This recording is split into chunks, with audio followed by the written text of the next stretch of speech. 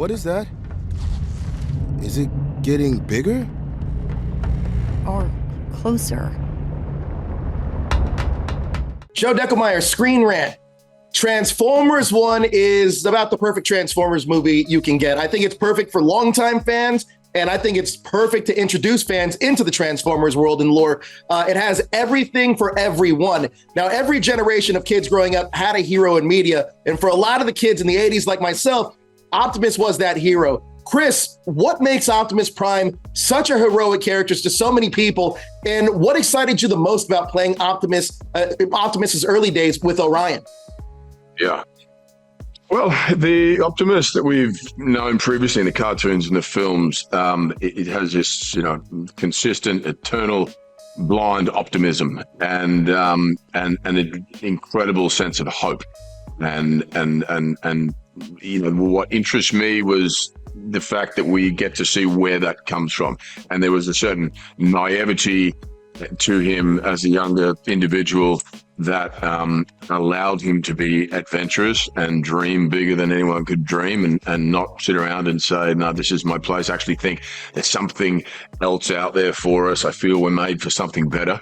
And that was fun, and that was, when it wasn't contained, was quite, there was a brashness and a cockiness to it that got him in trouble. Mm-hmm. And to see that, begin, but then be sort of honed into the focus that the Optimus Prime that we know and love has and becomes was a lot of fun to play with. And that was what excited me and drew me to the role. Absolutely. Brian, Megatron has always been my favorite character. And after you just played him, I know exactly why. You played this character perfectly. I understand his motivations. I understand, he is the way he is. And he is arguably the most dramatic transformation in the film out of all the characters, going from a friendly miner to the beginning of the antagonist we know as Megatron. What excited you the most about D15's journey, and what did you want to bring to the role that went beyond the page?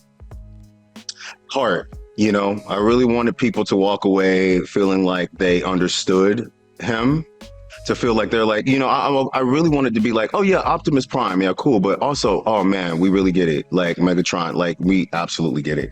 And a lot of that was anchored in the friendship, to get to see him interact with someone who's a contemporary. When we see Megatron, he's always leading the Decepticons, like he's to be feared, he's to be, but this time you just get to see him. Like there's a scene of us on the train together, he gives me a sticker, like we're like, it's just to have that kind of levity and that kind of like camaraderie. I really wanted people to see that with him.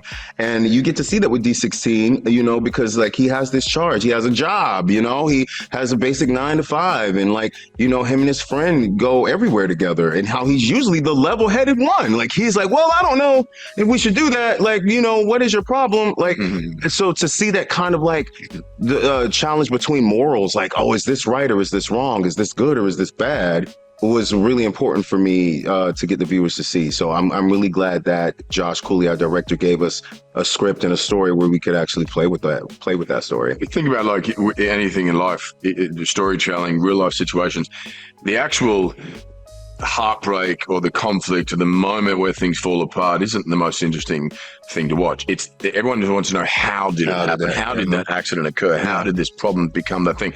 And that was what was so enjoyable, to actually from the ground up start with, well, let's present them on the furthest end of the spectrum as we can. Let's have them be as close of friends and buddies and brothers and what have you. So it makes the heartfelt, the heartbreak even more impactful. Yeah.